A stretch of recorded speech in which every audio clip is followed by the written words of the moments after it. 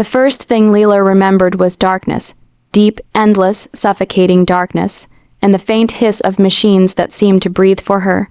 Her body felt foreign, heavy, unresponsive, as if it belonged to someone else. Faces flickered in and out of her hazy mind, voices she couldn't quite place. And then a whisper, "You're not supposed to be here." Her last memory before the blackness had been of glass shattering, of pain that made her scream until her throat burned, until the world itself seemed to tilt and fall. And then nothing.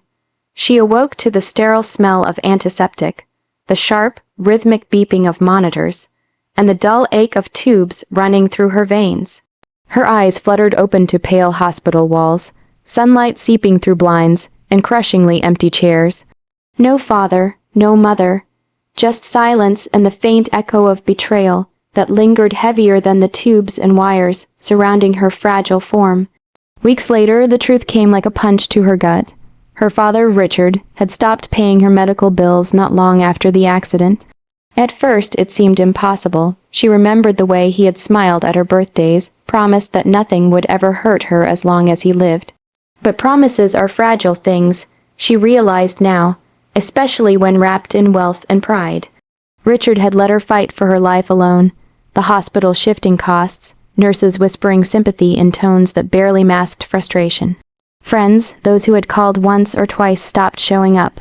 Her name faded from conversations, replaced with rumors. "She'll pull through eventually." The more she heard, the more it felt like a slow erasure of her existence. Yet even in the haze of pain and abandonment, a single ember of defiance flickered.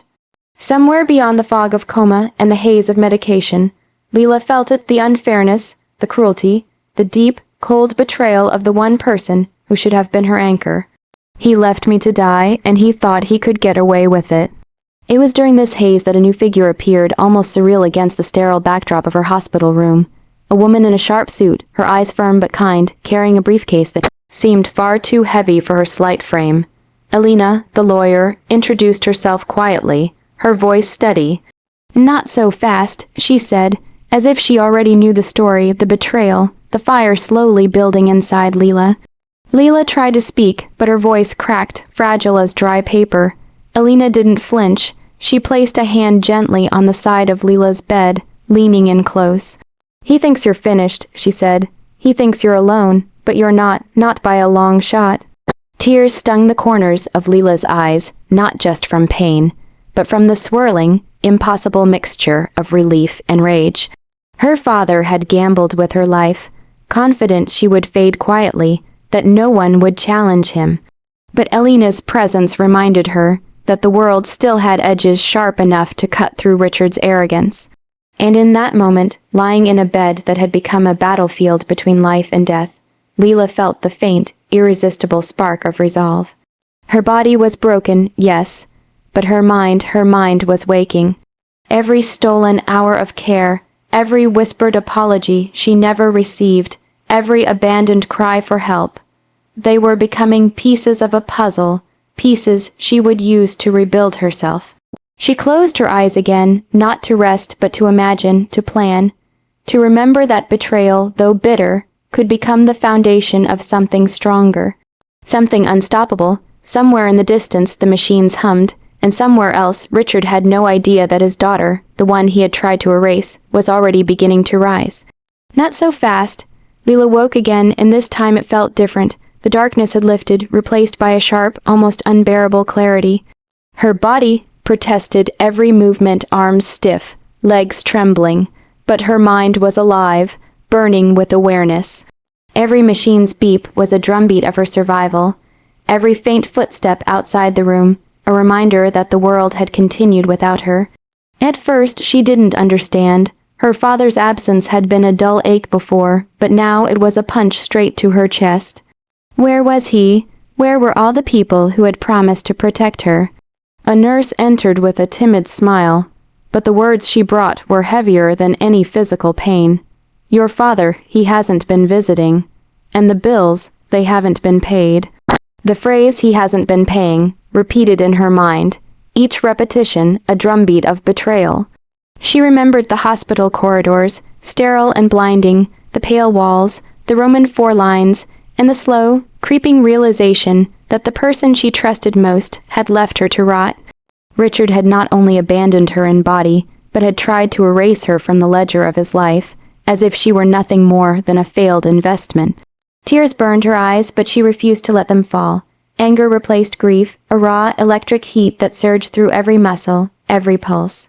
Her fingers curled against the sheets, nails digging into the thin hospital fabric. She would not be erased. She would not vanish quietly. It was then that Elena returned her presence, a quiet force of inevitability.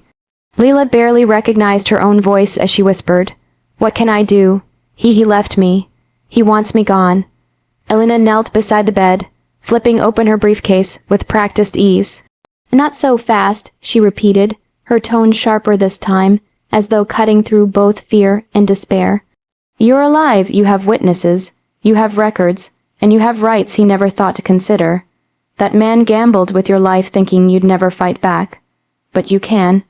The words ignited something deep inside Leela. It was more than hope. It was the first spark of a plan, a vision of justice. She imagined confronting Richard, seeing the smug confidence drain from his face, knowing he had miscalculated. For the first time since the accident, the tears that threatened to fall were not of despair but of fierce determination. Physical therapy became her battlefield. Each painful stretch, each trembling step, each small victory in movement was a declaration. "I am here. I will not be erased." Nurses and therapists became witnesses to her resilience, and Elena became her strategist, mapping out ways to reclaim what had been stolen. Every document, every missed payment, every neglected visit became ammunition. Leela's mind, sharpened with clarity, pain was temporary, but betrayal could be converted into power. And yet, even as she rebuilt herself, she felt the subtle, gnawing ache of loss. Her father had once been a figure she could trust. That trust had been shattered, replaced with the cold realization that the man she had loved could not be counted on, could not be relied upon. Her emotions were a tangle of sorrow, anger, and resolve, raw, unfiltered, and frighteningly potent. By the time she could speak without trembling, Leela had formed her first words of rebellion. "I will make him regret this. Every moment he left me, he will pay." Elena smiled quietly, as if she had expected this all along. "Not so fast," she said again, and Leela realized it wasn't a warning. It was a promise. Together, they would turn betrayal into strategy, helplessness into power. Richard had assumed she was weak, that his absence had broken her. He had no idea how wrong he was, and somewhere deep inside, lying in that hospital bed, Leela began to feel the stirrings of a dangerous, intoxicating truth. Survival was not enough. She would rise, she would reclaim her life, and one day her father would learn that some betrayals do not fade. They explode. Not so fast, indeed. Leela's body ached in ways she had never imagined. Every muscle screamed with each step, each movement a reminder that she had been broken. But her mind had never felt sharper. The betrayal of her father, the coldness of his absence, and the quiet cruelty of those who had let her fight for her life alone had ignited a fire she could no longer ignore. She was no longer just surviving, she was planning. Physical therapy became less about recovery and more about reclaiming control. Every day, she pushed herself farther than anyone expected. Every pain endured a reminder of her resilience. Nurses began to watch her with quiet awe, some whispering to each other, "She's not just getting better, she's becoming unstoppable." And in the quiet of her room, Leela began to catalog every detail: missed visits, unpaid bills, the faces of those who had abandoned her, and the lies her father had spun to cover his conscience. Elena had become more than a lawyer. She was a strategist, a guide through the maze of legal and personal betrayal. She taught Leela how to read contracts, how to interpret financial statements, and how to gather evidence without letting Richard know.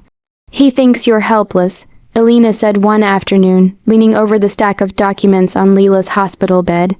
"But helpless is just a word. You have leverage, you have witnesses, you have truth, use it." Leela listened, absorbing every word like water in a desert. The more she learned, the more she realized the depth of her father's arrogance. He had believed that wealth could erase guilt, that power could erase consequences. But he had underestimated her, underestimated the combination of pain, survival, and sharp intellect. It began with small victories. She sent carefully worded inquiries to business partners, planting subtle doubts about her father's honesty. She reached out to old friends who had been silenced or ignored, quietly rekindling alliances, and alliances that could tip the scales. Every step was deliberate, every move calculated. She was no longer a victim, she was a force to be reckoned with. And yet, even as she plotted, there were moments when her vulnerability surfaced. Late at night, lying in the quiet hospital room, she allowed herself to remember the man who had promised to protect her, the man who had abandoned her while she lay fighting for her life. Anger bubbled, bitter and raw, but it was tempered by the clarity that revenge required patience. To strike too soon would be to waste the power she had painstakingly gathered. Her first legal victory came unexpectedly. Elena uncovered a clause in a contract Richard had signed years ago, something he had assumed was irrelevant, something that now gave Leela the upper hand. The knowledge that he could be held accountable, that the law could serve as an instrument of her revenge, sent a thrill through her. She felt a taste of the satisfaction that awaited, and it was intoxicating. By the time Leela began walking unassisted through the hospital corridors, she carried herself differently. There was a light in her eyes that had been absent before, a mixture of determination, intelligence, and quiet menace. She smiled rarely, but when she did, it was like a promise that betrayal would not go unanswered. Elena watched her closely, knowing the fire had been fully lit. "He won't see you coming," she said quietly. "And when he does, it will be too late." Leila's lips curved into the smallest, most dangerous smile. She knew this was just the beginning. Her body was regaining strength, her mind was sharper than ever, and every piece of evidence she collected was another brick in the foundation of her revenge. Somewhere, in a house she once called home, her father was living under the illusion that she was still fragile, still dependent, still powerless.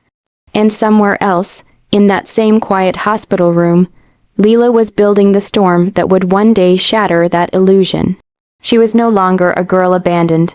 She was a woman awakened, and the game had only just begun. "Not so fast, Dad." By the time Leela returned to the city streets she had once walked as a child, she carried herself like a different person. The hospital bed, the Roman four lines, the nights spent in near silence were behind her, replaced by careful steps, measured words, and a mind honed for one purpose: justice. Her father, Richard, had no idea the storm he had unleashed by leaving her to fight for her life alone. Every detail of her betrayal had been catalogued, every lie traced, every financial manipulation recorded.